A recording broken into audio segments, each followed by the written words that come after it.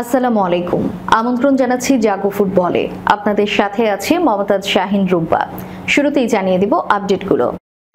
FIFA র্যাঙ্কিংয়ে বাংলাদেশ আর্জেন্টিনার উন্নতি, ব্রাজিলের অবনমন। চাইনিজ তাইপের কাছে হেরে এএফসি মিশন শেষ অর্পিতাদের। সালাহকে নিয়ে সমালোচনার জবাব দিলেন স্লট।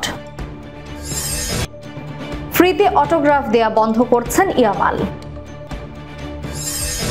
লিভারপুল ম্যাচের আগে আমরিম, ফুটবল আগামীকাল কি হবে কেউ জানে না। শুনছিলেন শিরোনাম, এবারে থাকছে বিস্তারিত সংবাদ। অক্টোবর মাসের ফিফা উইন্ডোতে বাংলাদেশ খেলেছে এশিয়ান কাপ বাছাইয়ের দুটি ম্যাচ। দুটি ছিল হংকং এর বিপক্ষে।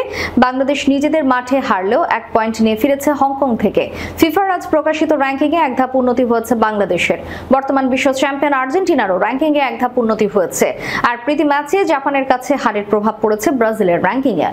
এক ধাপ নিচে নেমেছে সেলেসাওরা। সেপ্টেম্বর উইন্ডোর পর ফিফা গত 18 সেপ্টেম্বর র্যাঙ্কিং প্রকাশ করেছিল। এতে 184তম অবস্থানে অপরিবর্তিত ছিল বাংলাদেশ। আজ প্রকাশিত হালনাগাদ র্যাঙ্কিংয়ে বাংলাদেশের আগের চেয়ে পয়েন্ট কম। তবে সেপ্টেম্বরে 183তে থাকা ব্রুনাই আরো খারাপ খেলায় এক ধাপ উপরে উঠে বাংলাদেশের অবস্থান এখন 183তে। 2025 সালে ফিফার সর্বশেষ উইন্ডো নভেম্বরে। 18 নভেম্বর ঢাকায় বাংলাদেশ ভারতের বিপক্ষে খেলবে। ওই ম্যাচের আগে বাফুফে চেষ্টা করছে আরেকটি প্রীতি ম্যাচ হোমে খেলার। ওই দুই ম্যাচে জিততে পারলে বাংলাদেশের র্যাঙ্কিং বাড়বে। এদিকে শীর্ষ স্থান ধরে রেখেছে স্পেন। আর্জেন্টিনার এক ধাপ উন্নতি করে 2 এবং ফ্রান্সের এক ধাপ অবনতি হয়ে 3য় স্থানে নেমেছে। ব্রাজিল 7-এ নেমে গেছে, 6-এ উঠে এসেছে নেদারল্যান্ডস। ইতালি এক ধাপ উন্নতি করে 9ম স্থানে। 2 ধাপ উন্নতি করে শীর্ষ 10-এ ফিরেছে জার্মানি। শীর্ষ 10-এর বাকিরা হলো ইংল্যান্ড, পর্তুগাল, বেলজিয়াম। এশিয়ার মধ্যে জাপানের অবস্থান সর্বোচ্চ। ভারত 2 ধাপ নেমে 136তম অবস্থানে আছে। বাংলাদেশের বিপক্ষে 4 পয়েন্ট পেলেও হংকং এর 2 ধাপ অবনতি হয়ে 146তম। এশিয়ান কাপ বাছাই বাংলাদেশের গ্রুপে থাকা আরেক দল সিঙ্গাপুর ভারতকে হারানোয় 3 ধাপ উপরে উঠে 155তে আছে। এএফসি এশিয়ান কাপের মূল পর্বে যেতে চাইনিজ তাইপের দরকার ছিল স্রেফ 1 পয়েন্ট। টিকিট নিশ্চিতে বাংলাদেশের লক্ষ্য ছিল জয়। শক্তিশালী চাইনিজ তাইপের বিপক্ষে সেই চ্যালেঞ্জ নিতে পারেনি অর্পিতা বিশ্বাসরা। বাছাইয়ের শেষ ম্যাচে হেরে বিদায় নিল কোচ সাইফুল বারী টিটুর দল। এএফসি অনূর্ধ্ব 17 নারী এশিয়ান কাপ বাছাইয়ের খেলায় শুক্রবার রাতে জর্ডানের আকাবা স্টেডিয়ামে চাইনিজ তাইপকে মোকাবিলা করে বাংলাদেশ। ফিফা র্যাঙ্কিংয়ে বাংলাদেশের চেয়ে 52 ধাপ এগিয়ে থাকা দলটির কাছে 5-0 গোলে হারে বাংলাদেশের কিশোরীরা। প্রথমার্ধে 2-0 গোলে এগিয়ে যাওয়ার পর দ্বিতীয়ার্ধে বাংলাদেশের জালে আরো 3 গোল দেয় চাইনিজ তাইপে। এদিন 4র্থ মিনিটে রক্ষণ ছেড়া পাসে বাংলাদেশের বিপদ সীমা ঢুকে পড়েন প্রতিপক্ষের এক খেলোয়াড়। তবে সুরভি রানীর দারুণ ট্যাকেলে বিপদ হয়নি। কর্নার পায় চাইনিজ তাইপে। ওই কর্নারে বিপদ ডেকে আনে মেয়েরা। বক্সের পেছন থেকে প্রতিপক্ষ এক খেলোয়াড়ের পায়ে মেরে বসেন ডিফেন্ডার সুরভি রানী। পেনাল্টির বাঁশি বাজান রেফারি। সফল স্পট কিকে লক্ষ্যভেদ করেন উচাই জুয়াও। বলের লাইনে ঝাঁপিয়ে পড়েও আটকাতে পারেনি বাংলাদেশের গোলকিপার মেঘলা রানী রায়। খেলার 6ষ্ঠ মিনিটে 0-1 গোলে পিছিয়ে পড়ে লাল সবুজেরা। এগিয়ে যাওয়ার পর বাংলাদেশকে আরো চেপে ধরে চাইনিজ তাইপের মেয়েরা। বাংলাদেশকে দেখা যায় কিছুটা ছন্ন ছাড়া। নিজেদের অর্ধে চাইনিজ তাইপে খেলোয়াড়দের বিচরণ অর্পিতাদের কিছুটা ভড়কে দেয়। 15 মিনিটের পর বা প্রান্ত দিয়ে একাধিকবার আক্রমণে ওঠেন মামুনি চাকমা। এই উইঙ্গারের প্রতি এই সময় বেশ কয়েকবার পরীক্ষা নেয় প্রতিপক্ষের রক্ষণে। যদিও আর ক্রস কিংবা পাসগুলো বেশিরভাগ সময় খুঁজে পায়নি ফরওয়ার্ড সুরভি আকন্ত প্রীতিকে। 28 মিনিটে গোল হজম করতে বসেছিল বাংলাদেশ। ডান দিকে আনমার্ক থাকা চাইনিজ তাইপের সং উ সিন বল পেয়ে যান। বক্সে ঢুকে দুরূহ কোনো এক থেকে এই ফরওয়ার্ড শর্ট 10 পোস্টে এই যাত্রায় বাংলাদেশ বেঁচে যায় গোলকিপার মেঘলা রানীর পায়ে বল লেগে ফিরে আসায়। পরে ওয়াং উশিনের ফিরতি শট সহজে তালুবন্দী করেন বাংলাদেশের গোলকিপার। 34 মিনিটে লিড দ্বিগুণ করে চাইনিজ তাইপে। প্রায় মাঝমাঠ থেকে নেওয়া ফ্রি কিক শটে গোলমুখের সামনে জালে প্রেসিং করেন চুং উন চেইন। 34 মিনিটে বা প্রান্ত দিয়ে মামুনি চাকমার জোড়া রান।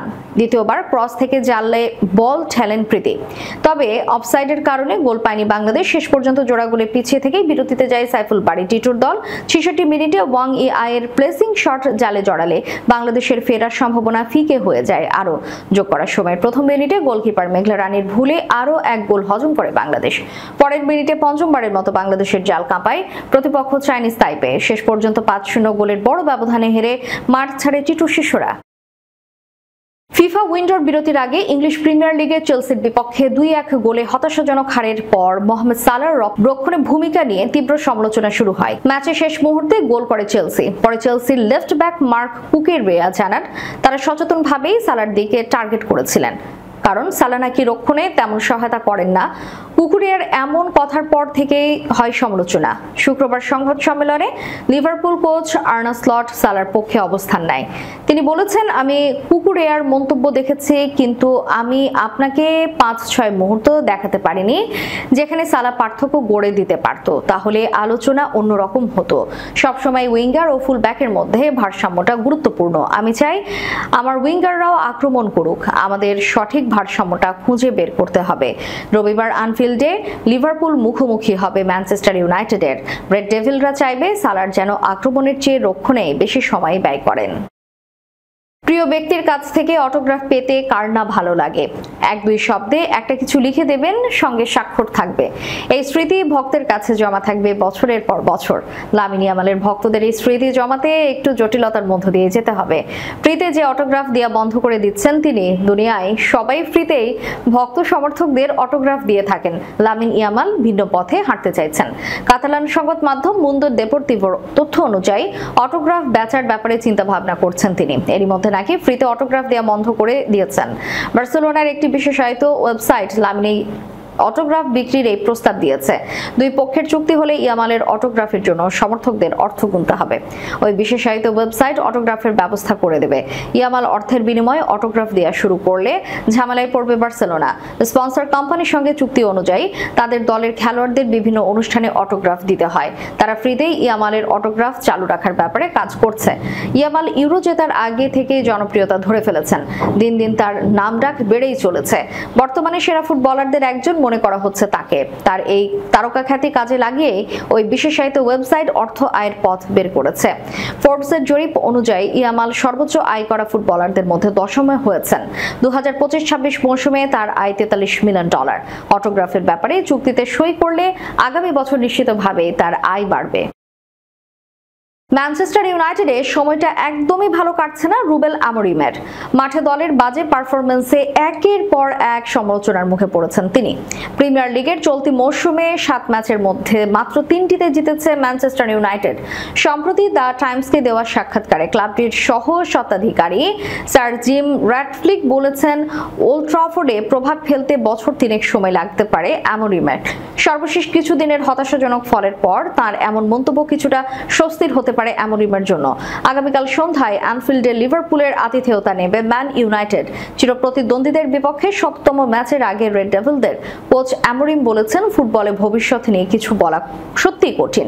এখানে আগামীকাল কি হবে কেউ জানে না। এটা শুনে ভালো লাগছে, কিন্তু তিনি সবসময় আমাকে বলেছেন কখনো ম্যাচের পর মেসেজ পাঠাও, কিন্তু আপনি জানেন, আমিও জানি, আর জিমও জানেন, ফুটবল এমন নয়। আপনি ফুটবলে পরের দিনটা নিয়ন্ত্রণ করতে পারেন না। আমোরিমের অধীনে এখন পর্যন্ত 34 লিগ ম্যাচে ম্যান ইউনাইটেডকে জিতেছে মাত্র 10টি। রেড ডেভিলরা এখনো টানা 2টি লিগ ম্যাচ জিততে পারেনি। এই মৌসুমে একবারও 9ম স্থানের উপরে উঠতে পারেনি। ক্লাবের প্রধান নির্বাহী ওমর বেরাদা জানিয়েছেন, পর্তুগিজ ক্লাব স্পোর্টিং লিসবন থেকে আমোরিমকে নিয়ে আসার পর এখানে তিনি যতটা সময় নিচ্ছেন মানিয়ে নিতে, সেটা হয়তো কেউ কল্পনা করেনি। তারপরও আমরা কোচের উপর আস্থা রাখছি। দর্শক, শেষ করার পূর্বে সংবাদ শিরোনামগুলো জানিয়ে দিব আরো একবার।